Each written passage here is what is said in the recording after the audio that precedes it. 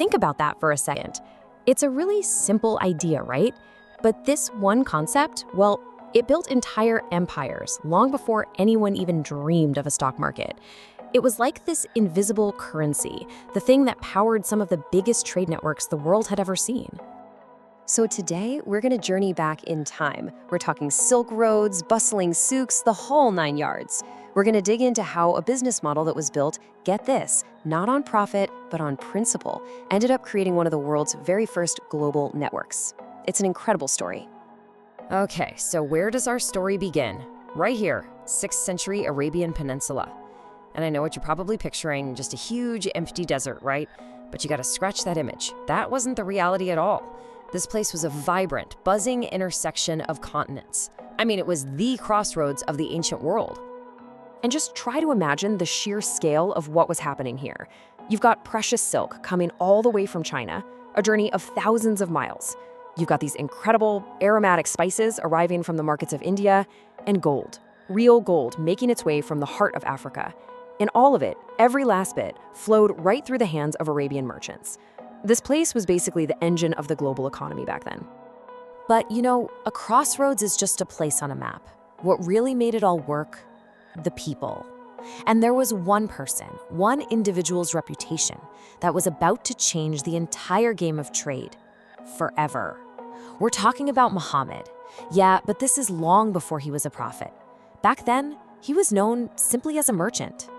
And he earned this title from everyone in his community, Al-Amin.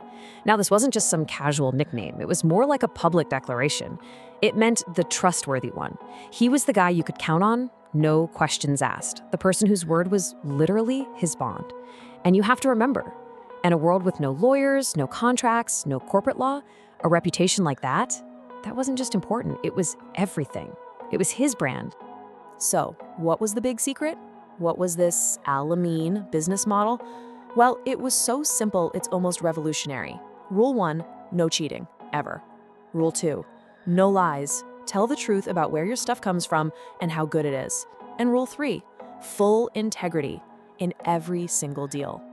This wasn't some clever marketing gimmick. It was a deeply held set of beliefs. And this is the moment where a personal code becomes a major historical force. See, this model of honest trade, it did way more than just make a few people successful. When other people started dealing with merchants who operated this way, with such, profound honesty, they weren't just happy with the deal they got. They got curious. They started asking, what are the values behind this? And just like that, trust became the single most powerful way for ideas to spread. Okay, so how do you scale that? I mean, really, how do you take one guy's amazing reputation for integrity and blow it up into a trade network that covers 3 entire continents? Let's take a look. Well, it all started right there, in the heart of the Arabian Peninsula. Caravans started fanning out across the sands, and they were carrying more than just valuable goods. They were carrying this brand new ethical framework, a whole new way of doing business.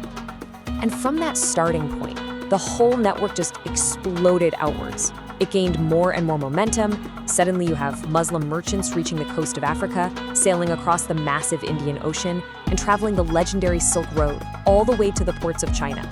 And at every single stop, they were building relationships founded on that same core idea, trust. The result? Absolutely revolutionary. I mean, think about it.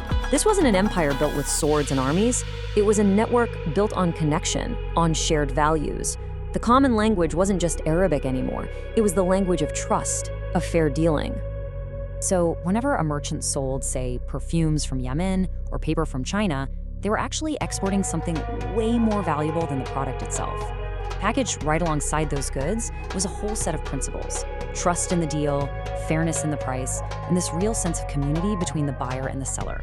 They weren't just trading stuff, they were trading an entire worldview.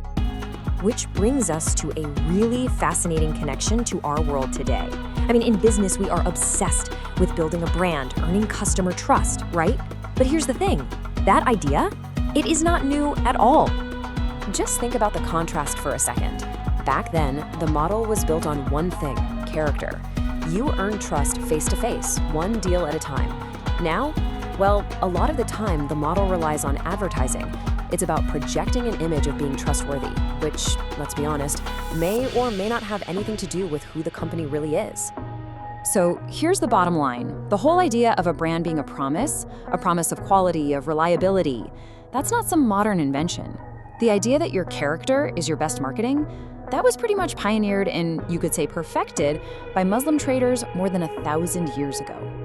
And that really just leaves us with one final thought to chew on. In today's world, with its crazy complex algorithms and global supply chains, a world that's often so impersonal, is there still room for this ancient idea? Could a company's character, its actual integrity, still be its greatest asset? Maybe even the ultimate competitive advantage? Something to think about.